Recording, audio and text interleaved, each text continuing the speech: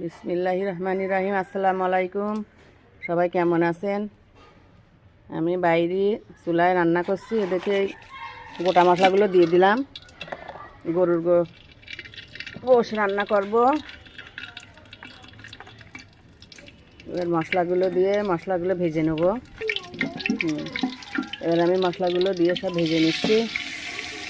সব মশলা, পেঁয়াজ, রসুন, আদা, যা যা মাংস মশলা দেওয়া লাগে সব, লবণ সব দিয়ে দিচ্ছি। দিয়ে এবার মশলাগুলো ভালো করে ভেজে নেব। আমরা সবাই মিলেমিশে রান্না করছি।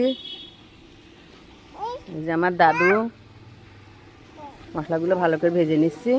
তো মাংসগুলো আমি এবার দিয়ে দিচ্ছি। মশলাটা কষানো হয়ে গেছে, ভালো করে ভেজে নিচ্ছি।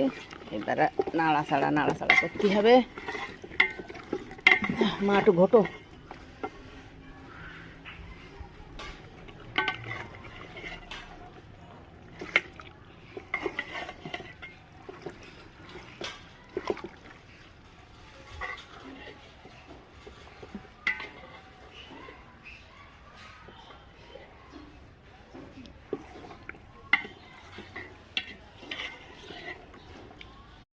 মাংস রান্নাটা আমার শেষ হয়ে গেছে।